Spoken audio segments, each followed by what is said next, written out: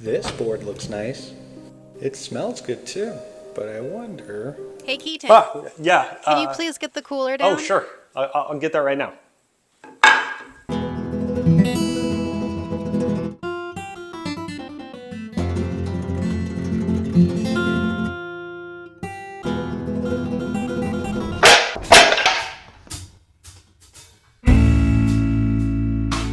Now that I have a project to make, let me fill you in on a secret to making perfect projects. But first, let's fix this problem.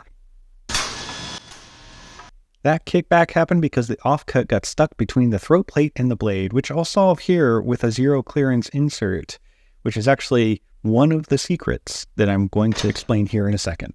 But first, it's time to finish cleaning up these old cabinet door rails for glue up. And you may notice I did skip some steps, and that's because months ago, I ripped these doors apart and ran them through the planer to clean off some of the finish. One trick to make sure you have nice and flat glue ups is to use cawls, which brings me to the secret I've been teasing, and that is jigs. A jig isn't an old-timey dance, it's a tool built to improve a function. Most often, jigs are made to improve consistency, and in this case, an angled router base plate used in tandem with an angled fence to cut all four mortises exactly the same.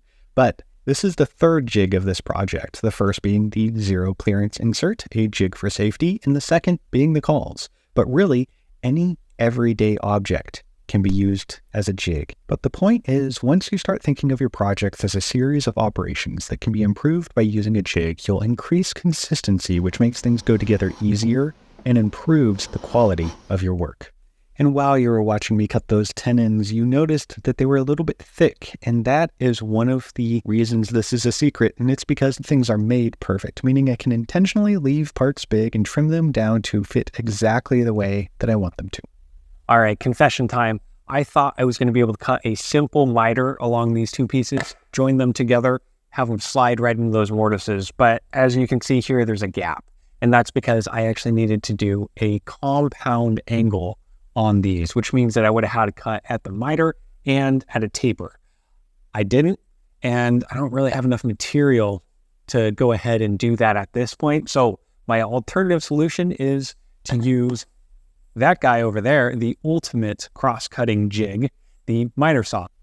The trick to consistent results at the miter saw is to tinker with the adjustments and make test cuts before moving on to your final material. It also helps to have a bevel gauge to transfer angles to the saw settings without having to pull out the trusty TI-83 for some trigonometry.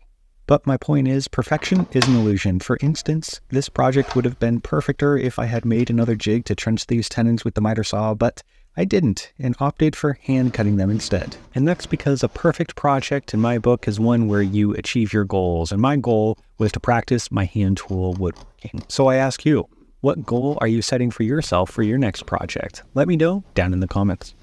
And now it's time, and now it's time for the ASMR portion of the video.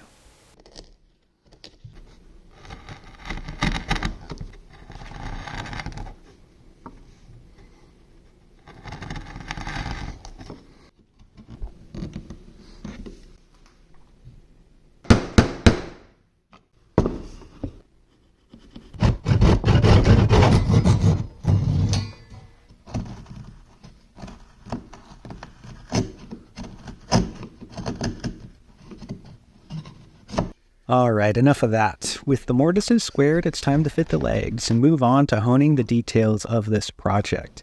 And this is my favorite part of the project, when I get to refine the shape and throw some artistry in the mix, like removing the chunkiness of the top with my favorite jig, the hand plane. I draw a few reference lines to know when to stop, and I get to work slowly removing material until I hit the right angle on all four corners. Throughout this project, I've brought up the idea of perfection and how jigs can help you get there. But what I see as a perfect project is one where the maker left their mark, whether that's fine-tuning small details like I'm doing here, or leaving some signs that this piece was made by hand and not a factory. But now it's time to carry those details from the top into the legs with a taper. And I can make another jig to make all four legs consistent. And some people call this a table saw sled, and to them I say potato tomato.